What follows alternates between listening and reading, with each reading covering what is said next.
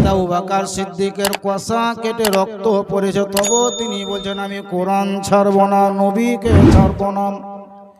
নবী পাক সাল্লাল্লাহু তাআলা আলাইহি ওয়াসাল্লামের কর্ণ পহরে গেল, ইয়া রাসূলুল্লাহ,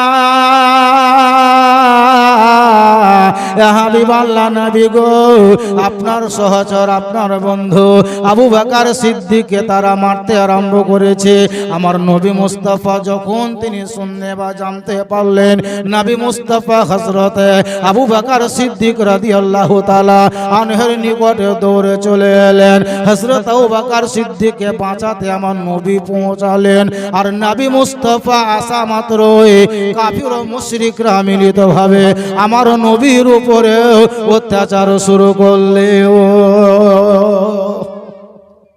নবীকেও মারছে বাবা, আবু বকর সিদ্দিককেও মারতে আরম্ভ করেছে। মাত্র দুজন ব্যক্তি, কেউ কাউকে ছাড়াবার মতো কেউ নাই। এমন মার খেয়েছিল হযরত আবু বকর সিদ্দিক। মারের আঘাতে হযরত আবু বকর সিদ্দিক কোরআনের মোহব্বতে মার খেলেন। আর এই অবস্থাতে হযরত আবু বকর সিদ্দিক তিনি অজ্ঞান হয়ে পড়ে গেলেন। এই আবু বকর সিদ্দিকের জ্ঞান ফিরে না, অজ্ঞান হয়ে গেল, হাত উঠে না, কথা বলতে পারে না। হযরত আবু বকর সিদ্দিকের মা বাড়িতে বসেছিল বাবা, আদৌ যেন জানতে পারেনি। আবু বকর সিদ্দিকের মাকে খবর দেওয়া হলো, বলে হে আবু বকরের মা, তুমি বাড়িতে বসে আছো, তোমার বেটা আবু বকরের হয়তো জ্ঞান ফিরবে কি ফিরবে না। বলে কোথায় আমার বেটা আবু বকর? মা জননী বাড়ি থেকে দৌড়তে দৌড়তে বেরিয়ে গেল, আর হযরতে আবু বকর সিদ্দিকের কাছে এসে হাজির হলো।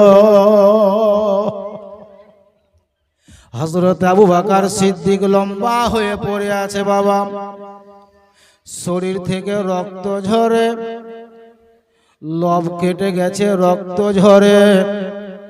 হযরতে আবু বকর সিদ্দিকের মা মাথার কাছে এসে দাঁড়িয়ে মা জননী ডাক দিলে, বলে বেটা রে, ও বেটা আবু বকর, তুমি একবার আমাকে মা বলে ডাকো রে বেটা। এখন যদি তুমি আমাকে মা বলে ডাকো, আমার মনটা ভরে যাবে। আমি তোমার মা, তোমাকে আমি আল্লাহর ওয়াস্তে ক্ষমা করে দেব। হযরত আবু বকর সিদ্দিকের জ্ঞান ফিরে না, হযরত আবু বকর সিদ্দিক মা বলে না, তিনার মা জননী হযরত আবু বকর সিদ্দিকের মাথার উপরে হাত বলে, বলে বেটা আবু বকর, এতটুকু তুমি আমাকে সারা দাও রে বেটা, আমি তোমার মা জননী তোমাকে ডেকেছি। হযরত আবু বকর সিদ্দিকের জ্ঞান ফিরে না। হযরত আবু বকর সিদ্দিকের মা একটা পাত্রতে ধারণ করা পানি ছিল, ওই পানিটাতে কি যেন পাট করে ফুঁক মেরে দেওয়া হলো। আর ওই ফুঁক মারা পানিটা হাতের তালুতে নিয়ে হযরত আবু বকর সিদ্দিকের মুখে ছিটিয়ে দেওয়া হলো। যখনই এক ছিটা পানি মারা হলো, সঙ্গে সঙ্গে হযরত আবু বকর সিদ্দিকের জ্ঞান ফিরে এলো, শরীরটা হিলে গেল। পাতা উল্টিয়ে যাওয়ার পর হযরত আবু বকর সিদ্দিক তিনি দেখতে পাচ্ছেন, আমি দিনের বেলাতে কোরআন পড়তে লেগেছিলাম, এখন তো দিন হয়ে নাই, সন্ধ্যা লেগেছে, রাত হয়ে গেছে, এত লোকের ভিড় কেন? হযরত আবু বকর সিদ্দিক তিনি জ্ঞান ফিরলো, তিনার মা মাথার কাছে দাঁড়িয়ে বলছে, বেটা তোমার জ্ঞান হারিয়েছিল রে বেটা, আমি তোমার মা, তোমার মুখ থেকে একবার মা বলা শব্দটা শুনবো রে বেটা। হে বেটা আবু বকর, এ দেখো আমি তোমার মা, তোমার জন্য দাঁড়িয়ে আছি, আমার হাতে ধারণ করা পানি আছে, পানিটা তুমি পান করো, একটু সুস্থতা লাভ করো। হযরত আবু বকর সিদ্দিক তিনি বলছেন, বলে মা গো, আমি অতক্ষণ পর্যন্ত পানি পান করব না যতক্ষণ পর্যন্ত আমি আমার নবীকে দেখতে না পাবো। জোরে বলেন সুবহানাল্লাহ। হযরত আবু বকর সিদ্দিক রাদিয়াল্লাহু তাআলা আনহু তিনার মাকে বলছেন, মা আমি যদি মরেও যাই তবুও আমি নিজেকে ধন্য মনে করব।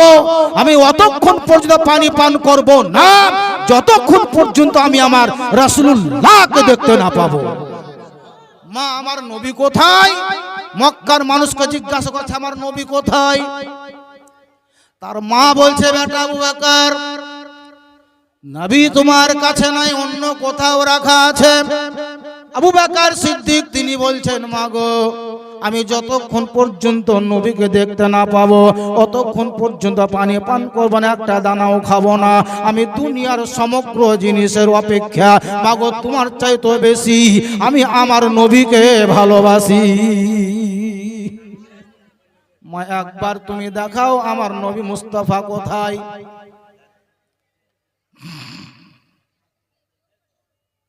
বলেন না, একবার তুমি দেখাও আমার নবী কোথায়? শেষ পর্যন্ত পানি পান না করার কারণে হযরত আবু বকর সিদ্দিকের ঘাড়কে ধরে তিনার মা এবং অন্য একজন মহিলা বা নারী হযরত আবু বকর সিদ্দিক রাদিয়াল্লাহু তাআলা আনহুকে আমার নবীর কাছে পাঠিয়ে দিলেন। আমার নবী মুস্তাফাকে বললেন ইয়া রাসূলুল্লাহ, আপনার শরীর থেকে রক্ত ঝরেছে নবী গো, একটু পানি পান করিলেন। আমার নবী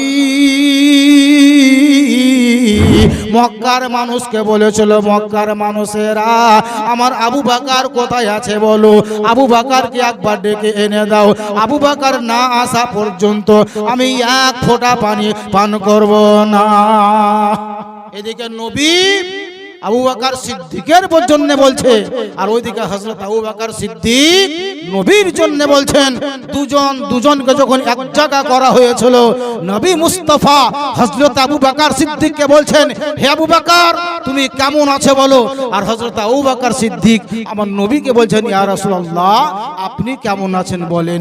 এ বেরাদার, হযরত আবু বকর সিদ্দিক রাদিয়াল্লাহু তাআলা আনহুকে মার খেতে হয়েছিল শুধু কোরআনকে মেনে নেওয়ার কারণে, কোরআনকে পড়ার জন্য, ইসলাম গ্রহণ করার জন্য। এ বিরাদের ইসলাম মুআজ্জাজ সামাইনে কেরাম, মাত্র কয়েক মিনিট কথা বলবো।